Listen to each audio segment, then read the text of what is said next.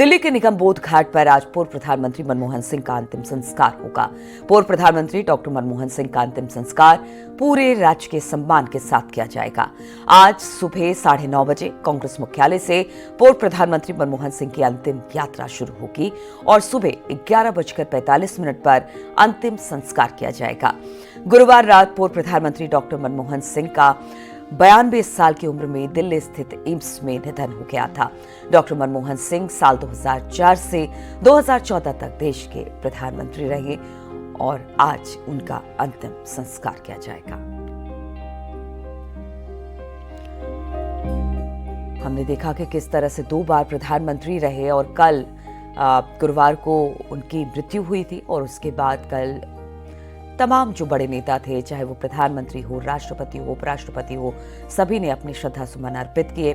आज कांग्रेस मुख्यालय में उनके पार्थिव शरीर को रखा जाएगा अंतिम दर्शन के लिए और उसके बाद 9:30 बजे के आसपास उनकी अंतिम यात्रा निकलेगी, जो कि निगमबोध घाट पर खत्म होगी। 11:45 पर उनका अंतिम संस्कार किया जाएगा। पूरे राजकीय सम्मान के साथ उनका अंतिम संस्कार होगा। 7 दिनों का राष्ट्रीय शोक भी रखा गया है। उत्तर प्रदेश की बात की जाए तो 1 जनवरी तक यहाँ पर भी राजकीय शोक है और यहाँ पर झंडा झुका रहेगा। अगर पूर्व प्रधानमंत्री मनमोहन सिंह की बात की जाए तो उनके अंतिम संस्कार में तमाम कांग्रेसी पहुंचने वाले हैं।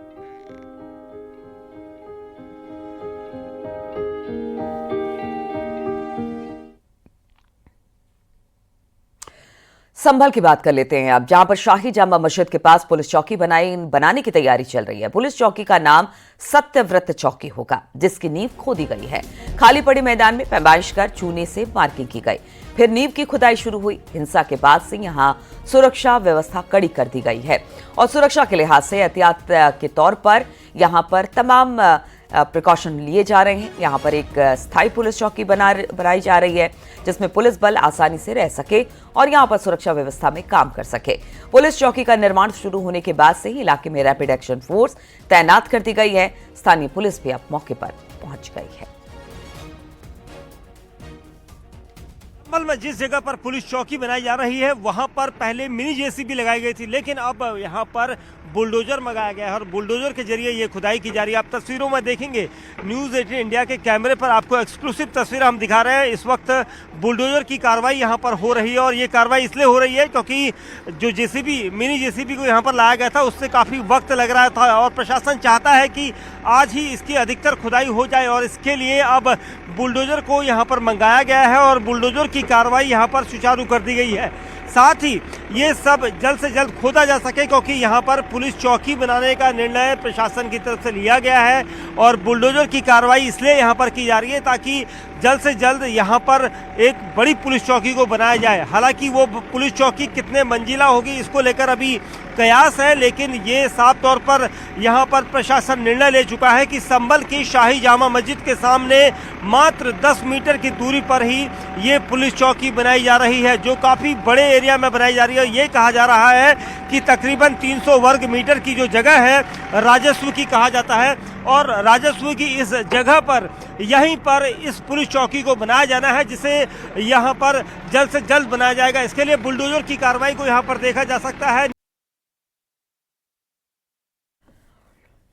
और संभल में लगातार नए कूप मिलने का सिलसिला जारी है। एक तरफ जहां पर चंद्रमुख कूप और भद्रकाश तीर्थ की जांच की गई, वहीं पर 150 साल प्राचीन बावड़ी की खुदाई भी जारी है। संभल में जामा मस्जिद में 150 मीटर दूर प्राचीन मृत्युंजय कुआं और पृथ्वीराज चौहान से जुड़ा कुआं मिला है, जिसमें हथियार और खजाना होने का दावा किया गया है। तो वहीं शेमनाथ धाम में खुदाई के दौरान एक और प्राचीन कुआं पता चला है। संभल में प्रशासन और एएसआई की टीम बावड़ी की एक एक ईंट का निरीक्षण कर रही है। इसमें बावड़ी के इतिहास को सबके सामने लाया जा सके।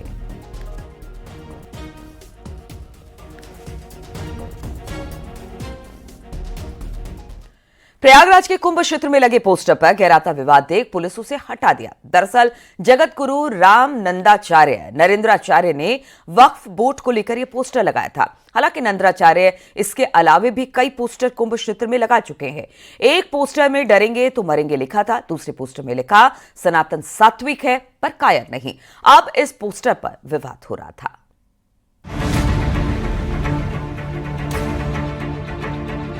सारे बोर्ड जो हैं वो नफरत फैलाने वाले हैं। प्रयागराज में होने वाले महाकुंभ की तैयारियों के बीच वहां लगाए गए कुछ पोस्टर्स चर्चा का विषय बने हुए हैं। पहले डरेंगे तो मरेंगे, अब वक्फ बोर्ड को लेकर विवादित पोस्टर चर्चा में आने के बाद प्रशासन ने उसे हटा दिया। ये दूसरी होर्डिंग लगाई गई है जिसमें साफ तौर पर लिखा है वक्फ के नाम पर संपत्ति की लूट है, धर्मनिरपेक्ष देश में यह कैसी छूट है। इसको न्यूज़ 18 पर दिखाए जाने के बाद अब इस होर्डिंग को यहाँ पर जो पुलिस है उसने यहाँ पर इसको हटवाया है, क्योंकि विवाद इस मामले को लेकर बढ़ रहा है। तो विवाद बढ़ता देखकर अब पुलिस ने इस होर्डिंग को यहाँ से हटा दिया है और इस मामले में बड़ी कार्रवाई की गई है कि मेले में इस तरह के कोई भी विवादित पोस्टर जो है या होर्डिंग अब नहीं लगाए जाएंगे, जिससे कि किसी भी तरह के माहौल खराब होने का खतरा पैदा होता हो।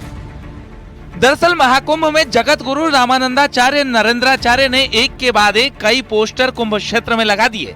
एक पोस्टर में डरेंगे तो मरेंगे लिखा, दूसरे पोस्टर में लिखा सनातन सात्विक है पर कायर नहीं। उसके बाद तीसरे होर्डिंग में लिखा वक्फ के नाम पर संपत्ति की लूट है, धर्मनिरपेक्ष देश में ये कैसी छूट है। जिसके बाद संतों ने भी उनके इस बयान से खुद को किनारा कर लिया। कि सर्वप्रथम तो ये निषेध है, इस तरह का कोई भी होर्डिंग लगना पूरा मेला क्षेत्र में या शहर में भी ये निषेध है। किसी भी धर्म के विरुद्ध कोई भी है जो वो होर्डिंग नहीं लगा सकते। ये राजनीतिक पार्टी है, राजनीतिकों का जो है कार्य वक्तव्य जो है वो वहां जा कर के करें। ये मेला क्षेत्र में ऐसा है जो किसी भी धर्म के प्रति कोई भी ऐसा है जो वक्तव्य नहीं देना चाहिए, ना ऐसा होर्डिंग लगाना चाहिए। ये तो पूरे विश्व का धरोहर है, सनातन धर्म धरोहर है पूरे विश्व के लोगों के लिए, सभी धर्मों के लोगों के लिए। जब एक विशेष वर्ग के लोग इस तरीके से लगातार सनातन धर्म के ऊपर हमला करते जा रहे हैं, तो जाहिर सी बात है व्यक्ति की अपनी स्वतंत्रता है और वो संविधान के दायरे में रख करके वो तो सारी बात अपनी खोल रहा है। अब एक लूट का डब्बा जो कानून बनाया गया, चाहे वो धर्म निरपेक्ष के ऊपर हो या हमारा 1991 का इन्होंने ऑर्डिनेंस पास किया या वह बिल की बात हो, तो आप देखिए एक तरफा कानून बनते जा रहा है। सनातन धर्म के मानने वालों के लोग मठ मंदिरों की जमीन सिकुड़ती जा रही है। तो ये एक वेदना है व्यक्ति की, अपनी उसकी चेतना है, जागृति करने के लिए एक उसका अपना भाव है, उसने बैनर में उकेर दिया, बाकी ज्यादा कुछ इसमें नहीं है। कुंभ मेला क्षेत्र में लगे इस होर्डिंग को फिलहाल हटा दिया गया है, लेकिन मुस्लिम धर्मगुरु इसके विरोध में उतर आए हैं। उनका कहना है कि कुंभ सनातन का एक बड़ा आयोजन है, इसमें ऐसे होर्डिंग लगाकर राजनीति करना सही नहीं। ऐसे होर्डिंग्स लगाने वालों पर कार्रवाई की जाए। ये सारे बोर्ड जो हैं वो नफरत फैलाने वाले हैं और हिंदुस्तान की अमन और फिजा को दरहम बरहम करने वाले हैं। जो खुशगवार माहौल है उस खुशगवार माहौल को बिगाड़ना है, माहौल को खराब करना है। इस पर यह जिम्मेदारी बनती है वहाँ के निगरां लोगों की, जो मेला के निगरां हैं और वहाँ के जो जिम्मेदारान हैं उनको देना चाहिए, उस पर ध्यान देना चाहिए। खुद उत्तर प्रदेश की हुकूमत को इन तमाम चीज़ों पे ध्यान देना चाहिए और लगाम लगाना चाहिए, रोकना चाहिए। ये होर्डिंग जगत गुरु रामानंदाचार्य नरेंद्राचार्य ने त्रिवेणी रोड पर हरिहर गंगा आरती स्थल चौराहे पर लगाई थी, जिसे अब मेला पुलिस ने हटा दिया है। Bureau report, news 18।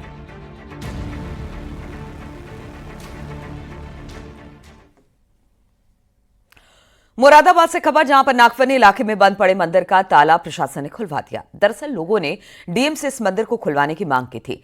डीएम को ज्ञापन दिया गया। लोगों ने दावा किया कि 1980 के दंगों के बाद से यहां के पुजारी भीमसेन की हत्या कर दी गई थी, जिसके बाद पुजारी का परिवार पलायन कर चुका था। लोगों की मांग पर प्रशासन वहां पहुंचा और मुख्य द्वार खुलवाया गया।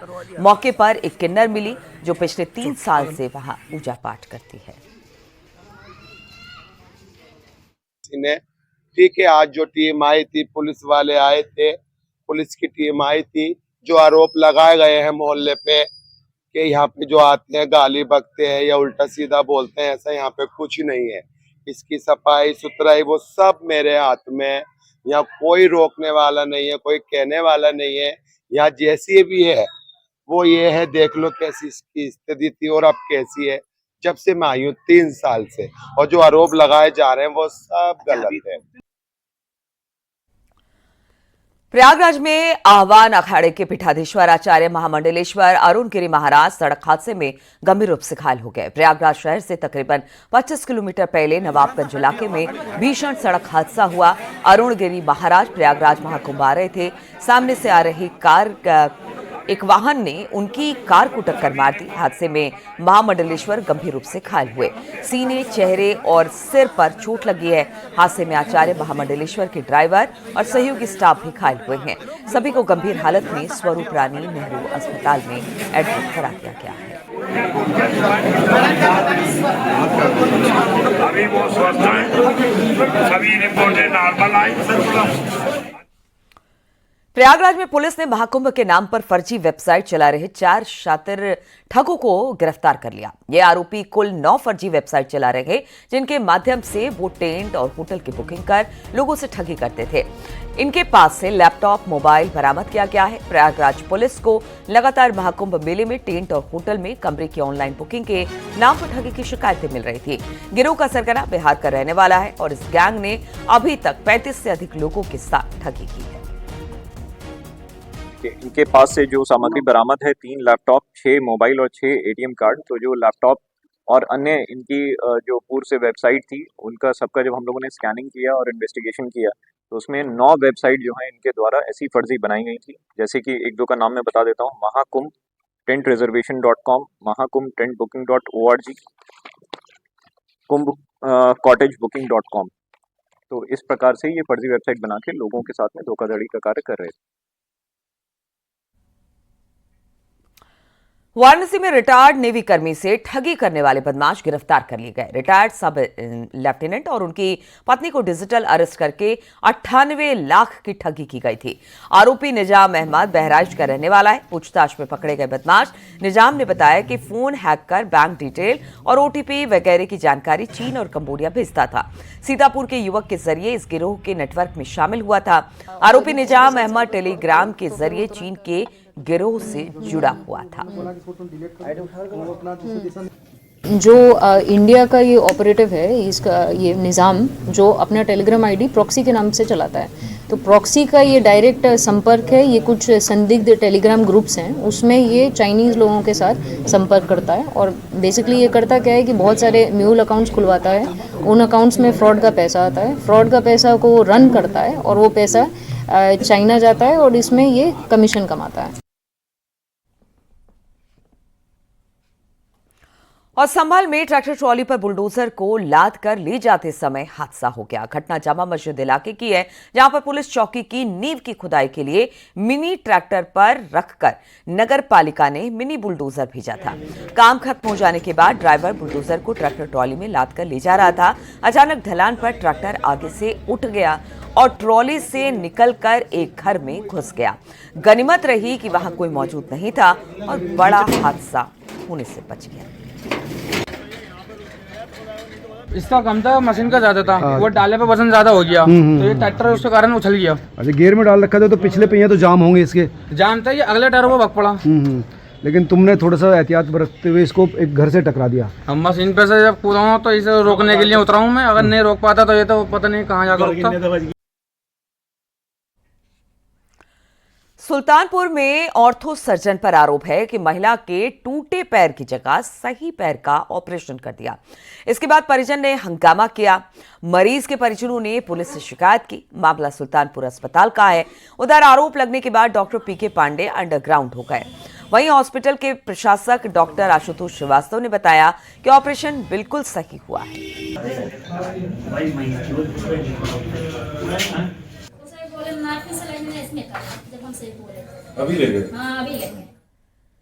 वाराणसी में मैरिज लॉन में हुई चोरी का खुलासा हो गया। पुलिस ने 3 चोरों को गिरफ्तार किया। बीते 10 दिसंबर को मैरिज लॉन में चोरी हुई थी। बैग में रखे जेवरात गायब हो गए थे। पुलिस टीम ने सीसीटीवी कैमरों को खंगाला। कैमरे में ट्रॉली बैग के साथ जाते हुए तीनों बदमाश नजर आए। इसके बाद टीम ने बदमाशों की पहचान करते हुए कई जगह पर दबिश दी, जिनके बाद तीनों बदमाश पुलिस के हत्थे चढ़े। बदमाशों के पास से चोरी के सोने और चांदी के जेवर बरामद किए गए, जिनकी कीमत 12 लाख रुपए बताई जा रही है।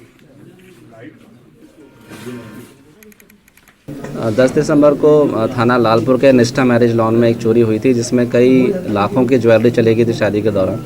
उसी को लेकर खुलासा है, जिसमें 3 अभियुक्त हैं, जैकी सिंह और 2 अभियुक्त हैं जिनका दोनों का नाम कालू सिंह है, जो मध्य प्रदेश के जिला राजगढ़ के रहने वाले हैं और ये पेशेवर चोर हैं।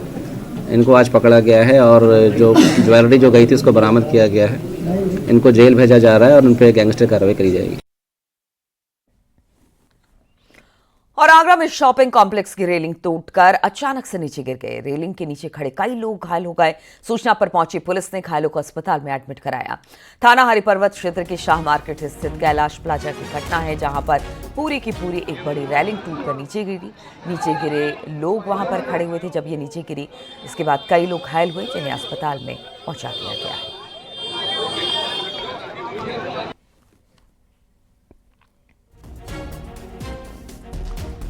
दिल्ली एनसीआर में रात भर से रुक रुक कर बारिश हो रही है। मौसम विभाग ने शनिवार को बारिश और रविवार सोमवार के लिए कोहरे का येलो अलर्ट जारी किया है। इस दौरान अधिकतम तापमान 15 और न्यूनतम तापमान 12 डिग्री सेल्सियस दर्ज किया जा सकता है। लगातार हो रही बारिश से दिल्ली एनसीआर में ठिठुरन बढ़ गई है।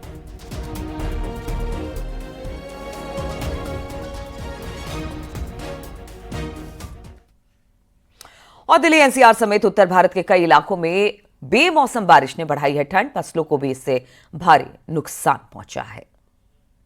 ये तस्वीरें हम आपको दिखा रहे हैं। अलग अलग जगहों की आप तस्वीरें देख सकते हैं, चाहे वो हिमाचल हो या फिर उत्तराखंड हो, हर जगह पर बर्फबारी हो रही है।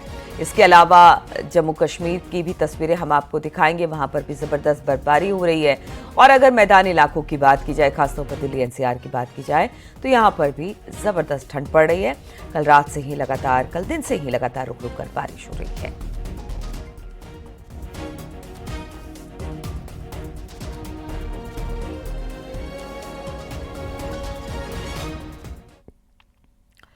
और अब बात जम्मू कश्मीर की करते हैं। जम्मू कश्मीर पूरी तरह से इस वक्त बर्फ की सफेद चादर में ढक चुका है। हर तरफ बर्फ ही बर्फ नजर आ रही है। श्रीनगर हो या फिर अनंतनाग, गांदरबल हो या फिर पुलवामा, हर तरफ बर्फ की सफेद चादर इस वक्त दिखाई दे रही है। कुल्लू मनाली में भारी बर्फबारी जारी है। पहाड़ी में बर्फबारी का असर मैदानी इलाकों में भी दिखाई दे रहा है। दिल्ली एनसीआर में भी कड़ाके की ठंड पड़ रही है। दिल्ली में प्रदूषण का स्तर पूरी तरह से नीचे आ गया है।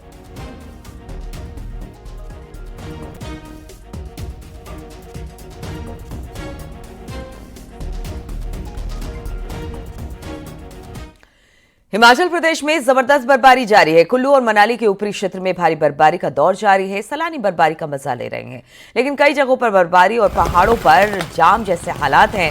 सोलंग नाले से पलचान के बीच फंसे सैकड़ों गाड़ियों को निकाला गया। सड़कों पर गाड़ी चलना मुश्किल हो रहा है। भारी बर्फबारी की वजह से गाड़ियां फिसल रही है। कांगड़ा, चंबा, कुल्लू के पास आज भी बर्फबारी होगी।